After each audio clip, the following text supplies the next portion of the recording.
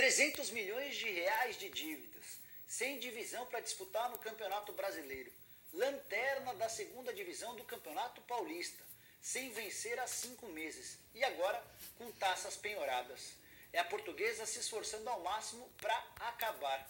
E é sobre isso que eu vou falar no vídeo de hoje do canal do Nicola. Fala aí pessoal, sou o Jorge Nicola e antes de começar a falar sobre a situação da Portuguesa, queria contar um pouquinho da minha história.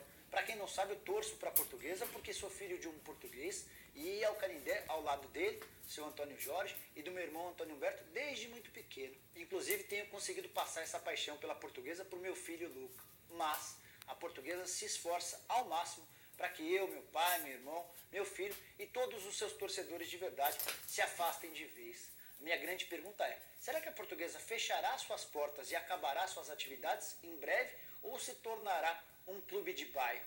E você vai perceber nesse vídeo que eu não sou nem um torcedor pessimista, nem estou tentando ser o profeta do apocalipse. A Portuguesa teve nessa segunda-feira 5 taças confiscadas, algumas das mais importantes de sua história, como a do Campeonato Paulista de 1973. Essa decisão foi tomada por um oficial de justiça que cobrava 105 mil reais que a Portuguesa não pagou para um jogador chamado Franzinho, filho do Fran Papaiordano, que é conselheiro no Corinthians. O Franzinho passou por menos de um ano pela Portuguesa em 2014, disputou só uma partida e não recebeu nenhum salário. Foi à justiça cobrando algo em torno de 40 mil reais.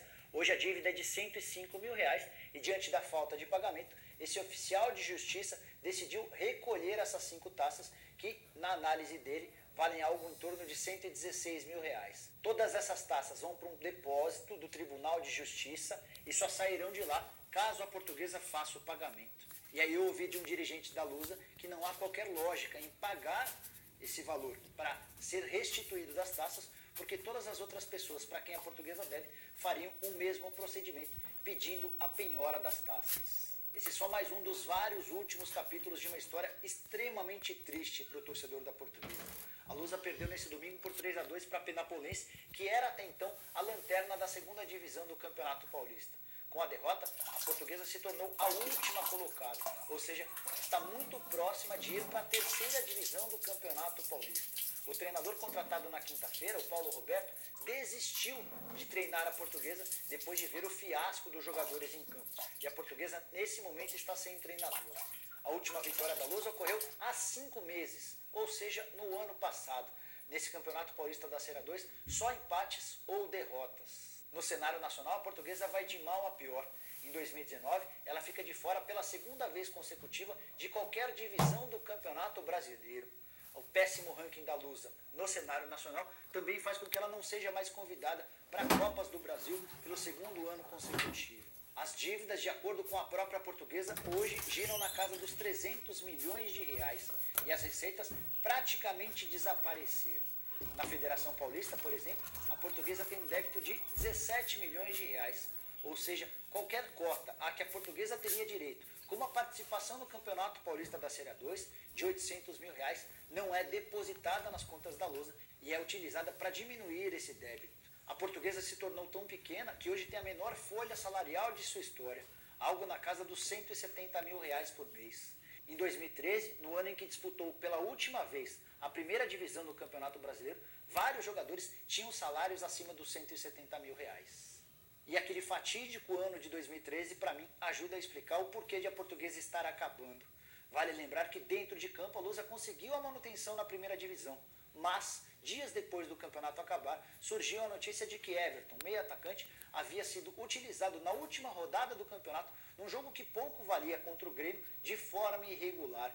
Ele tinha sido suspenso na sexta-feira, a Portuguesa, de forma absolutamente inexplicável, não teria sido comunicado por seu representante jurídico na CBF, ou essa comunicação foi feita e não foi entendida, e o Everton acabou sendo utilizado de forma irregular, causando a perda de 4 pontos. Com isso, a Portuguesa foi rebaixada, salvando a pele do Fluminense. Desde então, a Portuguesa só vai ladeira abaixo. Ela disputou a Série B em 2014 e caiu para a Série C.